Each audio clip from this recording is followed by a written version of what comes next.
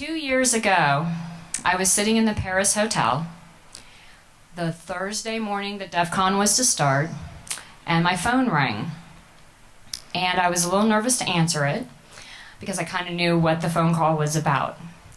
And it was my doctor calling me back to tell me that the biopsy that I had had on a lump in my breast the day before I left for DEF CON had come back positive and I had breast cancer. I share this with you because it's what actually ended up starting the research that I did that I'm going to share with you today. For those of you who have never been through chemo or don't know anyone who's gone through it, I think most people know that the losing your hair, the throwing up, that's, pretty much everyone knows about that. But there's a lot of other side effects that come with chemotherapy. And one of them is called chemo brain. And the regimen that I was on was ACT, which is adriamycin, Cytoxan, and Taxol. And another name for adriamycin is doxorubicin hydrochloride. And that's the one that essentially pretty much kind of tries to destroy the mitochondria in your brain. It affects their energy levels, and it results in forgetfulness, memory lapses, difficulty concentrating or focusing on tasks, trouble with recall, remembering words or names. My team can testify to the fact that there have been many of a time in a conference where I've been trying to put a sentence together and I cannot recall normal everyday words that most people know. I can't pull them out of my head. I'm getting better at it, but it still happens. And then also struggling to do more than one task at a time. As a hacker, our mind is our most valuable tool. So losing my hair, my eyebrows, my eyelashes, even losing both breasts was not as traumatic or devastating to me as starting to lose my mind. So when the chemo ended, I kind of was hoping that it would just kind of all go back to normal, and it didn't. So I started to try to research how to heal my brain. And in the process of that, I stumbled upon some research being done at Stanford, and I believe it was SRI International, they were partnered, and they were talking a lot about using the mind for authentication. And I kept kind of putting that to the side, I really want to look at that, but let's get this fixed first. Once I felt a little better about my own cognitive faculties, I went back and started looking at this research because I was very fascinated by this concept, and I wanted to know how far along they were with it. How does it actually work? Really, how do you implant a password? How do you do this? So today I'm going to share kind of what I taught myself and what I've learned, and kind of some of the hackability of it, or kind of the where they're at with it as far as actually being a viable option. But next slide. So a little about myself before I start. I'm a security engineer and researcher with Digital Cloak, and my undergrad is in sociology, which is a psychology of group behavior as opposed to the individual. My minor was deviancy, which has served me well in this environment. My grad work and degrees are in security management and cybersecurity, so I kind of came into the security arena from the cyber area kind of late, but it can be done.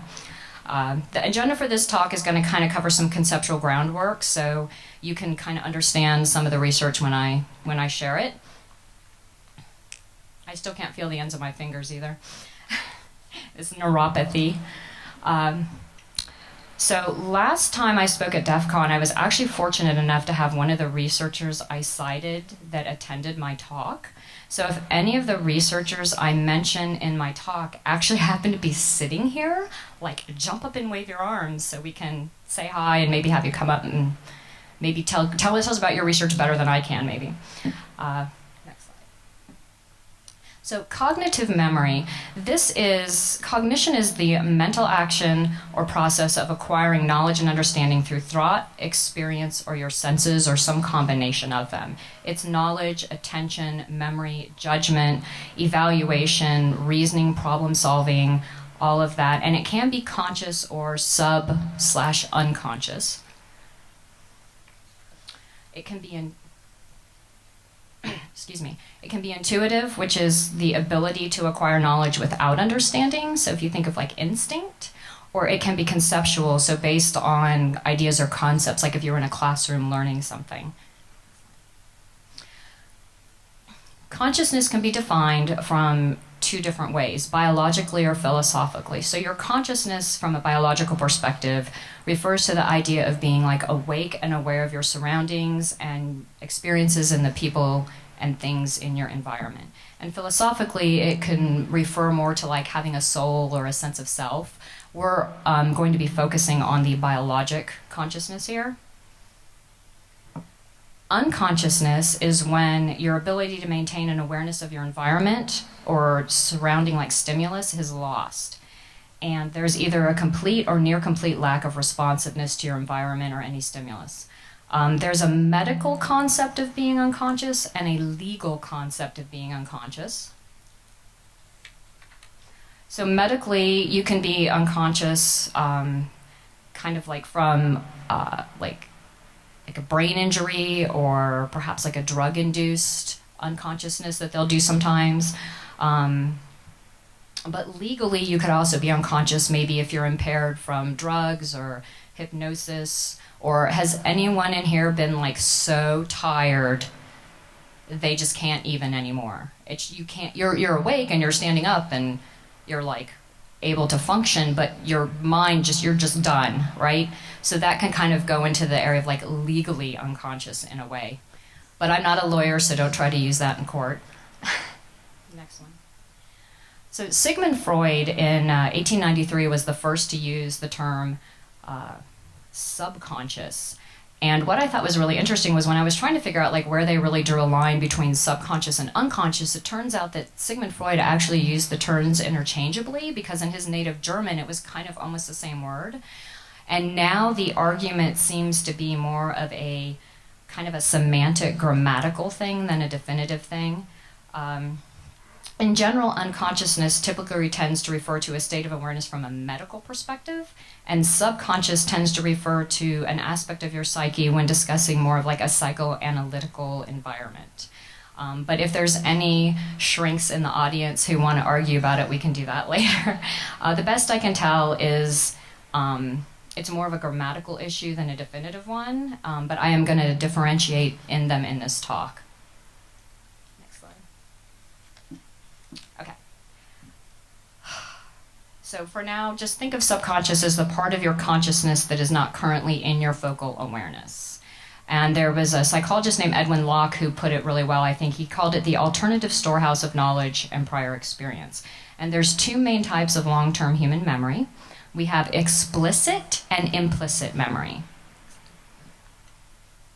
Oh, that's my, well, you can go. That was my obligatory cat slide for DEF CON.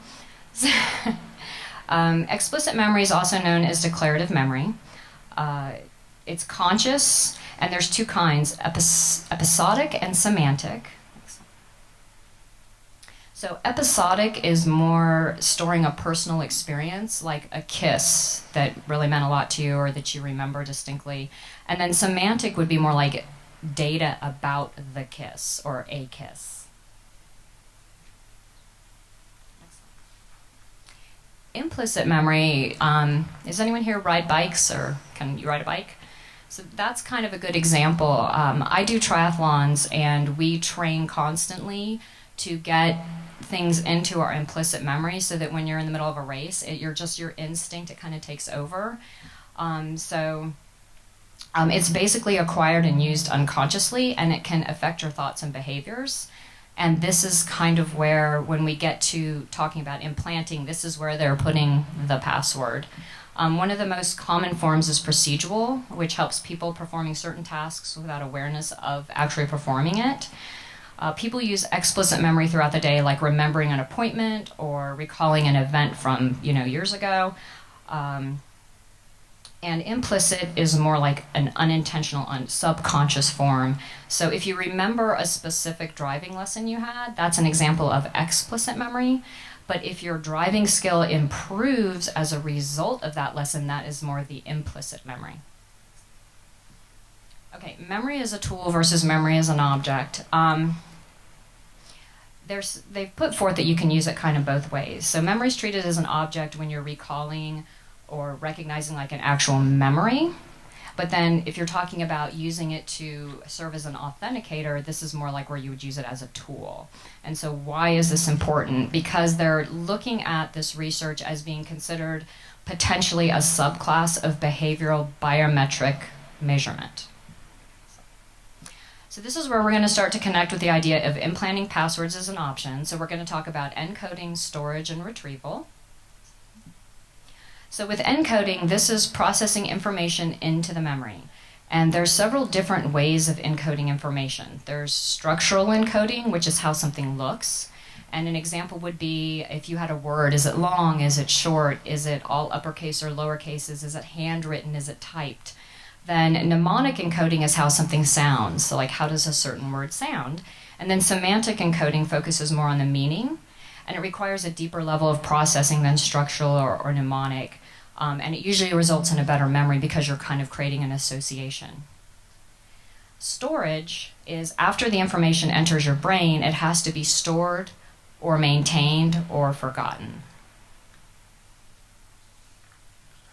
So there's a three-stage model that was proposed by Richard Atkinson and Richard Schifrin. It's often used to describe this process. This is my attempt to make a representation of it. So essentially, you have sensory memory, short-term memory, and long-term memory. Sensory memory stores the incoming sensory information in detail, but only for an instant. The capacity is very large, but the information in it is unprocessed. Visual sensual memory is iconic memory, and auditory sensory memory is called echoic memory. So then you get to short-term memory, and some of the information in sensory memory can transfer into short-term memory, and that can hold information for about 20 seconds. And rehearsing is a way that you can kind of keep information in your short-term memory longer.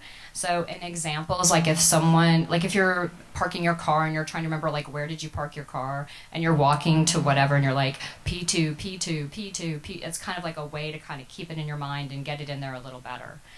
Short-term memory has a limited capacity, and it can store about 7 pieces of information, give or take. And these pieces of information can be small, such as like individual numbers or letters, or larger, like familiar strings of numbers or words. So like if you're trying to remember the word cat, you're not going to remember C-A-T, you're going to remember the word cat, and with the visual. So information can be kept in your working memory while you process or examine it. And then once you're done with it, it either is pretty much forgotten or it moves into your long-term memory. Long-term memory has an almost infinite capacity, and the information usually stays there for the duration of a person's life. However, the big issue is it's there, but you're not always able to retrieve it, which is where the chemo kind of affected me, was the data was in there, I was just not able to pull it out, and that's what I was struggling with. So with retrieval, that's the process of getting the information out of your memory, and they have these retrieval cues, and those are stimuli that can kind of help you remember. And they include associations, context, and mood. Next slide. So context is, you can try to remember an event by putting yourself in the same context you were when it happened, such as if someone lost a paddle from last night and they're trying to remember where it is. Sorry, that was for my boss. They could kind of go back to like where they remember they had it last and walk through if they can remember where they went next and see if they can find it along. Or you can do the same with your car keys if you've ever lost them. Associations, this is our equal opportunity, gratuitous, sexy photos. I hope I hit most everyone in the audience. If not, I'm so sorry, but I only had so many slides and so much time. But the brain stores information as networks of associated concepts, so recalling a particular word can be easy if another related word is recalled first. So here's an example. If I show you guys like these sunbathers on the beach and then I ask you to spell the word bear, you may be more likely to spell B-A-R-E instead of B-E-A-R because the picture kind of primed you and associated you to that particular spelling. And then there's mood. So if you're in the same mood you were during a particular event, you can have maybe an easier time recalling the event, like kind of a nostalgia type thing if you think about it. Here's our other cat. They told me I had to put so many cats in and so many sexy photos, so I tried to make sure I got them all. Next slide. Okay, the human brain has about 1 billion neurons in it, and each neuron forms about 1,000 connections. And this is about somewhere around 1 trillion connections, I think. The challenge is if each neuron could only store a single memory, running out of space would be a huge problem. So you might only have maybe a few gigabytes of storage space, like about the same as an iPod or a USB flash drive. But because the neurons combine so that each one helps with many memories at a time, it exponentially increases your brain's memory storage capacity to something closer to about 2.5 petabytes. And the example, I think it was something like 300 million hours of, was it 300 million hours of television shows is about the capacity to store in there because of the way the neurons can connect. So, time check. We're doing okay. All right. There are some limitations to memory. I think everyone in here has seen that gorilla basketball video. So that's like inattentional blindness or the illusion of attention. You focus so much on one thing, you completely miss other stuff going on. Sorry. There's false memories. There's the illusion of confidence, which interestingly enough, apparently that's the opposite of imposter syndrome. They have one. The illusion of cause, there's a tendency to make casual connections between related facts that maybe are not accurate.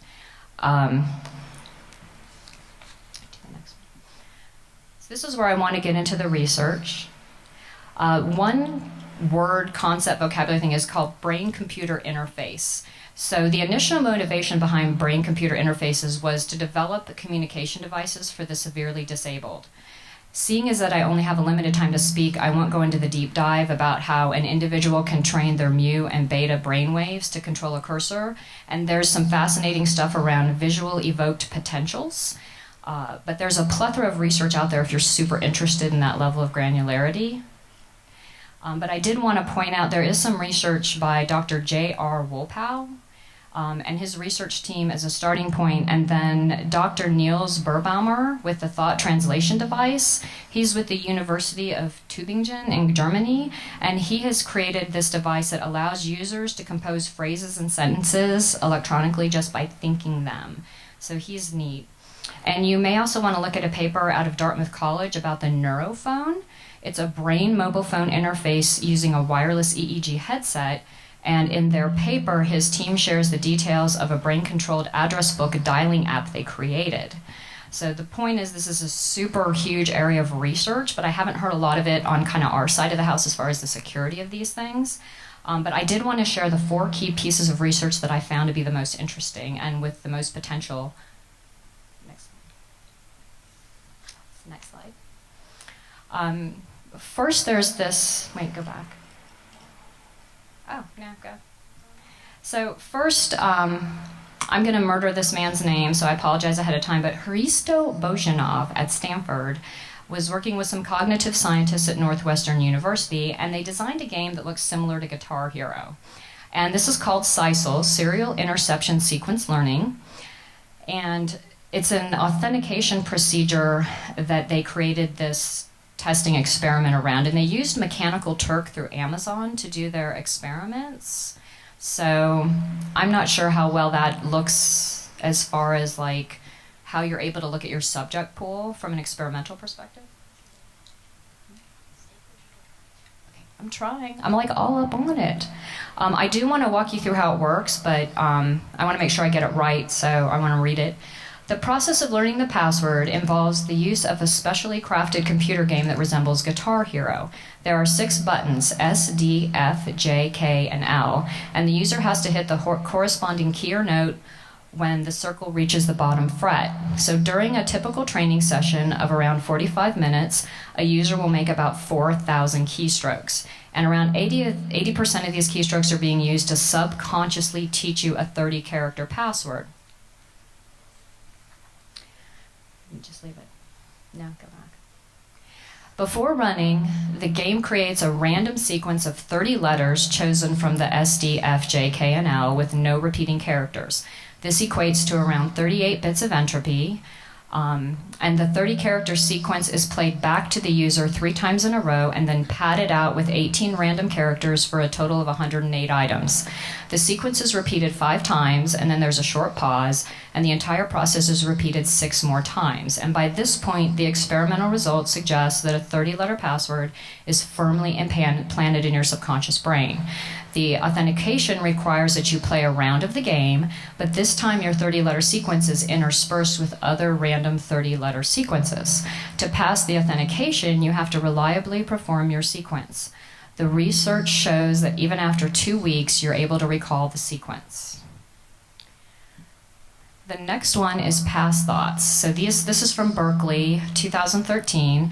This technique combines 3 factors: something you know, which is a thought, something you are, your brain patterns, and then something you have, which is the EEG sensor for measuring the brain waves. To authenticate with a pass thought, you think your secret key while using the sensor. The key can be just about anything: a song, a phrase, or a mental image, and the thought itself is never transmitted, just a mathematical representation of the electrical signals your brain makes while you think it. Now, if someone else were to figure out what you were thinking, they still couldn't impersonate your pass thought in theory, because every person thinks the same thing differently. So, we could all think about the same song, but we're not all going to think about it exactly the same way as far as being registered electronically. Time check. Okay, so this is how they did this one. The following tasks were repeated 5 times in each session for each subject. They had a breathing task, so they had to close their eyes and focus on their breathing for 10 seconds. They had a simulated finger movement, so subjects imagine in their mind that they were moving their right index finger up and down in sync with their breathing without actually moving their finger. There was a sports task where they selected a repetitive motion from a sport of their choosing, and they imagined moving their body muscles to perform the motion. Then there was a song passage recitation task, an eye audio tone task, an object counting task, and then at the very end they had a pass thought, which they were asked to choose their own pass thought, like a password, but instead of choosing a sequence of letters or numbers, they thought of a thought, like a vision of their wedding or their child being born or the first time they got drunk or what have you. And that they had to think about that for 10 seconds, and then everything together became their pass thought.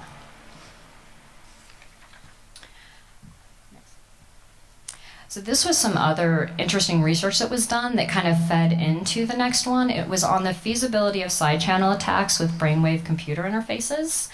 I do have these papers cited at the end of my slide deck, so if you look them up on the torrent, they'll be there. But it studied the possibility of side channel attacks using commercial EEG types of headsets to reveal users' personal information like their banks, ATMs, or PIN digits. Their approach was similar to a guilty knowledge test, where items familiar to a user are assumed to evoke different responses as compared to items that are unfamiliar. And so, for example, when a person was shown images of many banks, the brain response to the image of their bank had more of an interaction or evoked a higher potential with the waves. The problem with their attack setup, it was intrusive and it could be easily detected by the user, but that brought us to PEEP. So PEEP built upon their research, and what they tried to do is create an actual keylogger / malware. And this actually was on phys.org in June 29th. And I'll read from the article. It's a quote. Researchers at the University of Alabama at Birmingham suggested that brainwave sensing headsets, also known as EEG, need better security after a study reveals hackers could guess a user's passwords by monitoring their brain waves. So in contrast to the research I mentioned on the previous slide, the folks at the University of Alabama wanted to test out a more surreptitious, less intrusive approach that only required passive monitoring of brain signals as the users type pins or passwords. And so they called theirs PEEP, which is passively eavesdropping private input via brainwave signals. And this was University of Alabama, and I think one gentleman from California, Riverside. Now, they extensively reference the research of the previous group with the side channel attacks, and they named their keylogger PEEP. And so according to their paper, as the use of these devices, which they're referring to the EEG gaming and entertainment devices headsets for any of you who game, it becomes mainstream, a user may enter passwords or private credentials to their computers or their mobile phones while they're wearing these devices. And so they were studying the potential of introducing a malicious app to capture those EEG signals and then process the signals to infer the sensitive keystrokes. So the gentleman and his team used one regular store-bought EEG headset that like anyone could buy at Best Buy or what have you, and then they also used a clinical grade headset in their experiment, and they were able to demonstrate how easy a malicious software program could passively eavesdrop on your brainwaves. So while typing your inputs, it could sense all of this, and I think so a quote from the article, in a real-world attack, a hacker could facilitate the training step required for the malicious program to be the most accurate by requesting that the user enter a predefined set of numbers in order to restart the game after pausing it to take a break, similar to the way a CAPTCHA is used to verify certain users are logging in. The research showed that after a user entered 200 characters, algorithms within the malicious software program could make educated guesses about new characters the user entered by monitoring the EEG data recorded. The algorithm they created was able to shorten the odds of a hacker guessing a 4-digit numerical PIN from 1 in 10,000 to 1 in 20, and increase the chance of guessing a 6-letter password from about 1 in 500,000 to roughly 1 in 500.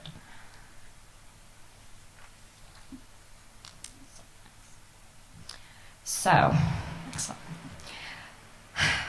security posture versus a rubber hose type of cryptoanalysis. The challenge in testing their hypothesis is that, as far as I know, especially at Stanford, there's no studies that actually allow you to beat people during an experiment. So I think in a way they were kind of sexifying their paper title, no shade. But after a long discussion with a psychologist friend, my current opinion with Sisal, which is the Guitar Hero and Past Thoughts, is there seems to be some dependence on the consistency of the entry of the authentication, and by introducing an actual rubber hose type attack or some other similarly traumatic level of extraction, this could affect the brainwaves themselves, so the ability to perform the action or the entry in a manner consistent with the password was set up. It could affect that, thus rendering it, even if you have it, it's not going to work because it's not matching the brain waves. Because if you're relaxed when you're going through the implantation, but you're being beaten with a rubber hose, even if they get the string, it's going to be different. So starting with the Sisal or the Guitar Hero, they were able to test retrieval, but not under stress or trauma. And they were able to test basic coercion, trying to fool the system, and that went pretty well. The potential attacks against that one involve the use of remote authentication approach, whether or not the attacker is allowed multiple extraction attempts, if there's performance gaps, eavesdropping, none of this stuff's been tested, just the retrieval's been tested. With Past Thoughts, a hacker might be able to defeat the system by using a phishing scheme that would trick you into thinking your past thought, capturing the output, and maybe later playing it back. And it was pointed out by the PEEP research team that the approach being used by them and the side channel attacks, my brain just went dead. The stuff is generated for implantation with a random generator. So you could probably go after it from the source by going after the random generator that issues it versus the actual person who has it, if that makes sense.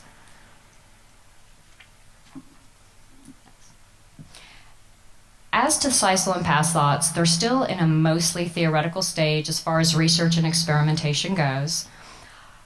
I didn't really see anyone addressing how memory could be affected by such things as drug use or injury or even degradation, such as if you have an employee that's going through chemo and suddenly their brain is affected, would they even be able to use any of this?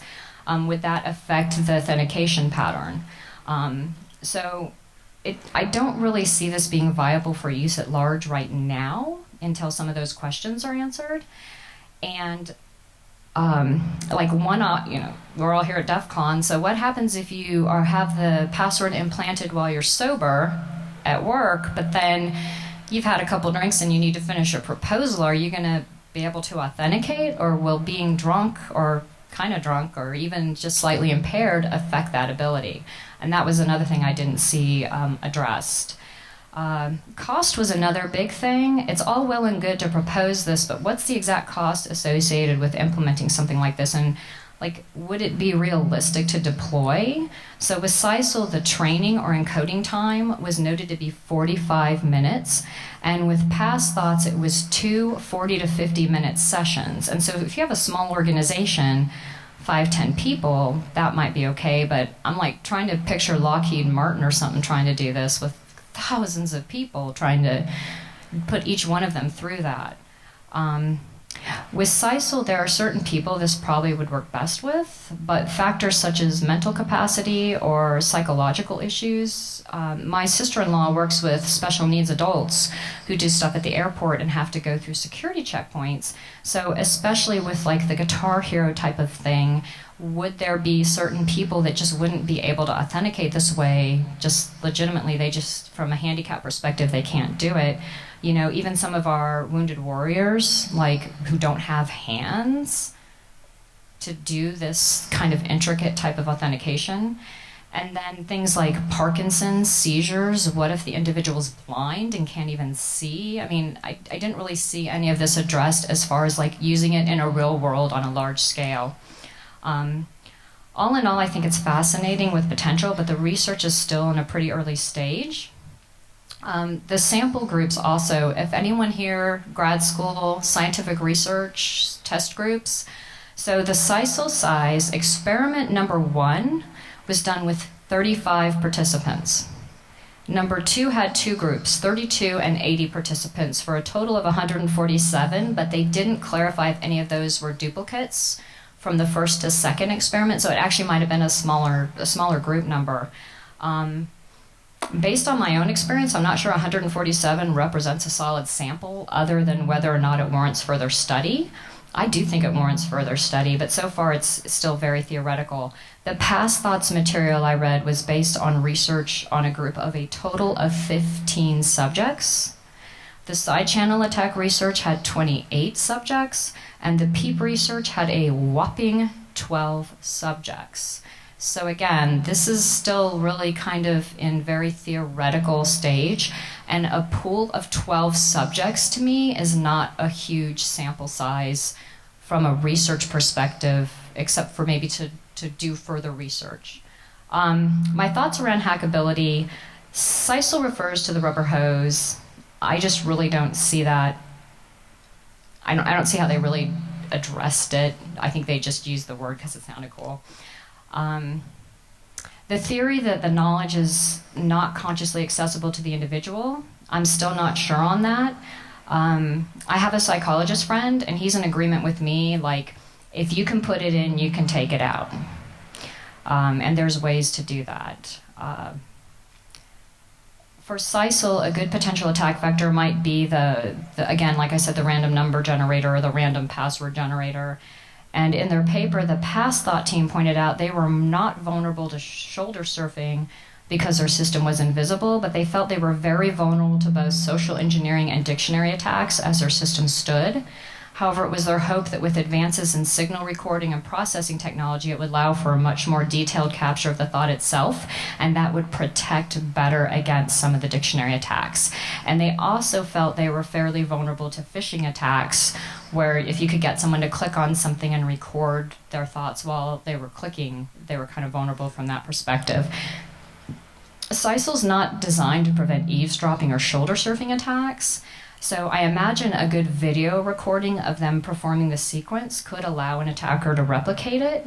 And considering how many security video cameras are insecure, this is like definitely a distinct possibility. And I believe they did say that in some of the experiments, the error ratio was just enough that if someone knew that person's sequence, there were times they were able to impersonate it. I talked to my psychologist friend about using hypnosis to potentially extract it. That I've done a little more research into, and I'm not sure that's really a viable like vector. But he and I are actually still discussing that at length, so maybe I'll have more on that in the future. Another thing, Sicel's a Flash application. So I'll just put that right there. That was my first big, like, okay. And Sicel's authentication process is potentially vulnerable to attack if even an untrained person is able to, like, mimic or degrade their performance to match the person they've watched authenticate. And then the authentication based on keystroke dynamics is similar to authentication based on the past thoughts. So it looks at their typing rhythm and what they're thinking at the same time.